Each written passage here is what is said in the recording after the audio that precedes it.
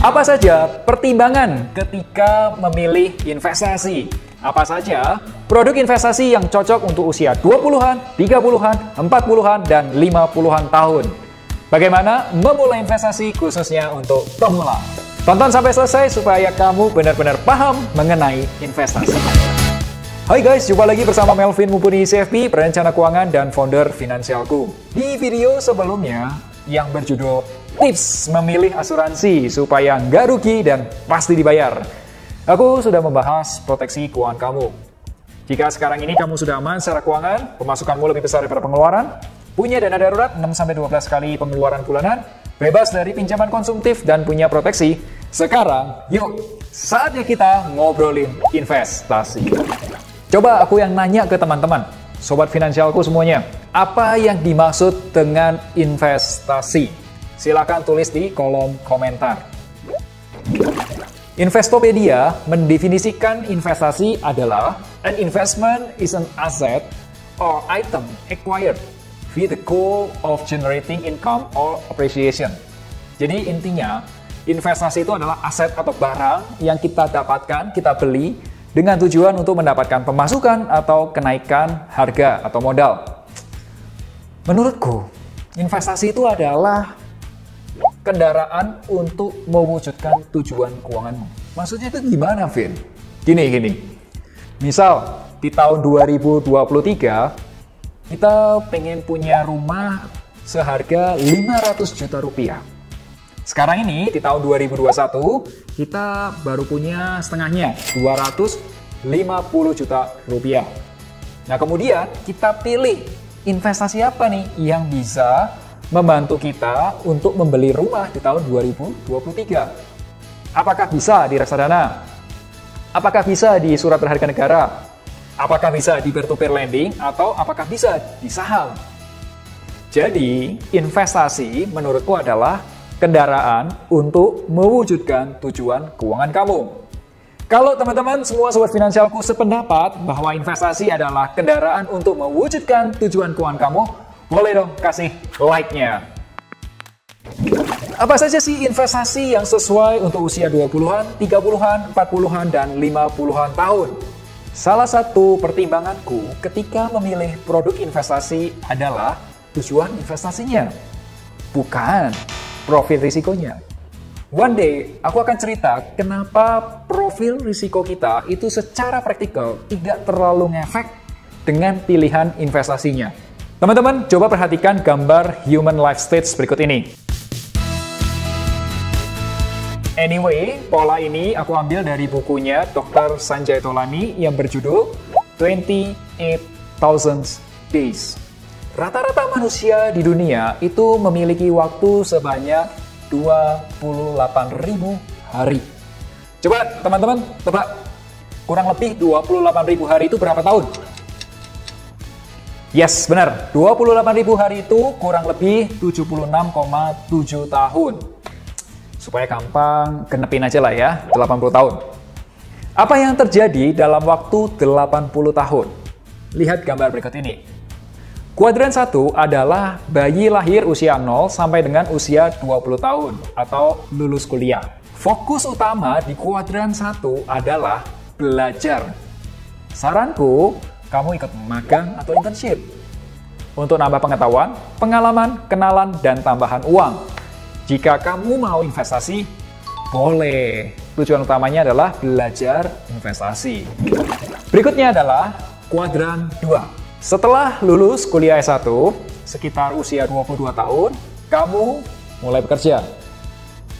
Bisa kerja jadi karyawan, profesional, pegawai negeri sipil, bekerja profesi, berdagang, atau juga entrepreneur. Fokus utama kamu adalah meningkatkan personal value-mu. Kenapa? Karena penghasilanmu akan menaik seiring bertambahnya pengetahuan kamu, pengalaman kamu, dan kenalan kamu. Di usia 21-24 tahun, fokus pada keamanan keuangan. Perbesar income, miliki dana darurat, hindari utang konsumtif, dan beli asuransi. Kamu bisa simpan dana darurat kamu di rekening tabungan, deposito, emas, dan reksadana pasar uang. Jika kamu sudah aman secara keuangan, lakukan financial planning atau perencanaan keuangan untuk goal yang lebih besar. Misal, beli kendaraan, rumah, menikah, punya anak pertama.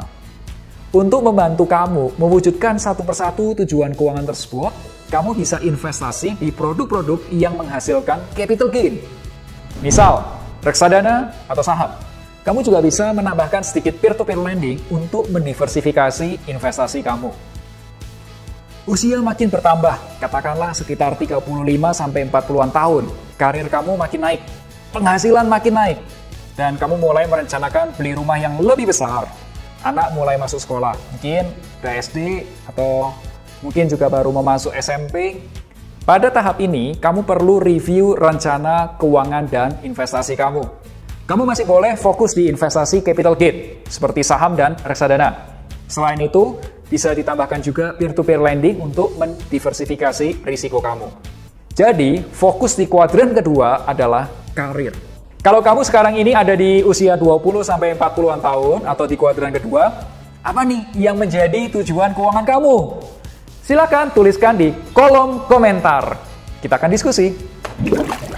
Berikutnya, lanjut ke kuadran 3. Di usia 41 tahun, biasanya orang Indonesia mulai berencana memiliki anak kedua atau anak ketiga. Tujuan keuangan yang cukup besar biasanya liburan keluarga, perjalanan ibadah umroh, perjalanan ibadah haji, dan lain sebagainya. Kemudian mulai biaya kuliah anak.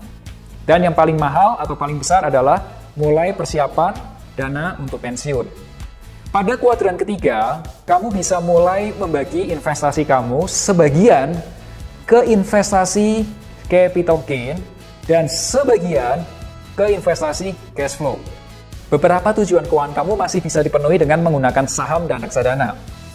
Tujuan keuangan khususnya untuk menyiapkan bekal pensiun yang aku maksud ini adalah kira-kira pada saat pensiun nanti dari mana aja sih sumber penghasilan kamu, gitu ya.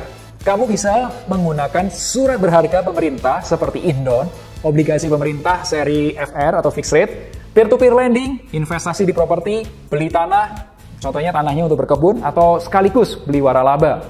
Jadi, fokus di kuadran ketiga adalah keluarga. Terakhir adalah kuadran keempat, yaitu masa pensiun. Pada saat pensiun, biasanya orang sudah terlalu tua untuk bekerja dan mulai sakit-sakitan.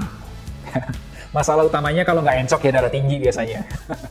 Pada saat seseorang berada di kuadran keempat, penghasilannya bisa berasal dari waralaba, sewa properti, hasil kebun, dividen saham, bunga deposito, peer-to-peer lending, dan bunga dari surat berharga pemerintah.